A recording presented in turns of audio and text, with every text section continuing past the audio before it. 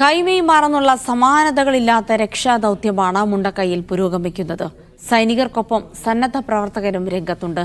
പുത്തുമല ദുരന്തത്തിന് 5 വർഷം തികയാൻ ദിവസങ്ങൾ ശേഷിക്കെയാണ് മുണ്ടക്കൈയിൽ നാടിന് നോവായ ദുരന്തം.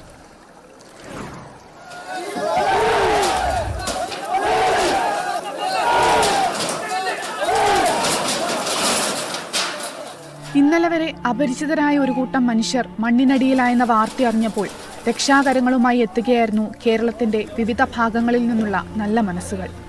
പുലർച്ചെയുണ്ടായ അഗ്നിരക്ഷാസേന, പോലീസ്, വനം വകുപ്പ് എന്നിവർക്കൊപ്പം നിർണായകമായി പ്രദേശം നന്നായി അറിയാവുന്ന നാട്ടുകാരുടെ സഹായവും ഇടപെടലും. മതമോ ജാതിയോ നിറമോ ഭാഷയോ നോക്കാതെ ദുരന്തമുഖത്ത് രക്ഷാകരം കാത്തവരെ അവർ ജീവിതത്തിലേക്ക് തിരികെ നടത്തി.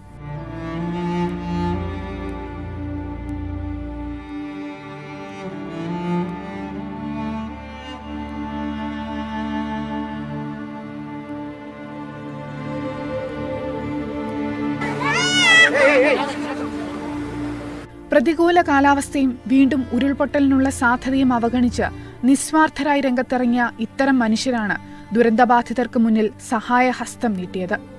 ആരും ആവശ്യപ്പെടാതെ തന്നെ അപകടസ്ഥലത്തേക്ക് തിരിച്ചത് 100 കണക്കിന് ആളുകളാണ്. അപകടസ്ഥലത്ത് കൂടുതൽ ആളുകൾ എത്തുന്നത് മറ്റു പ്രവർത്തനങ്ങളെ ബാധിക്കുമോ എന്ന് മന്ത്രി പോലും ഭയന്നു. നിലവിൽ കൂടുതൽ പ്രവർത്തകർ എത്തേണ്ടെന്ന് മന്ത്രിക്ക് പറയേണ്ടി വന്നു. മുണ്ടക്കൈയിലെത്തിയ മന്ത്രിമാരും രക്ഷാപ്രവർത്തനത്തിൽ സമാനതകളില്ലാത്ത മാതൃകയാണ്. മന്ത്രി കെ രാജനും മുഹമ്മദ് റിയാസുമൊക്കെ സജീവ സാന്നിധ്യമായി. മുണ്ടക്കൈയിലെ ദുരന്ത മേഖലകളിലേക്ക് JCB അടക്കമുള്ള വാഹനങ്ങൾ എത്തിക്കാൻ കഴിയാത്തതിനാൽ ഹാമർ അടക്കം ഉപയോഗിച്ച് മേൽക്കൂരകൾ പൊളിച്ചാണ് ആളുകളെ പുറത്തെത്തിക്കുന്നത്.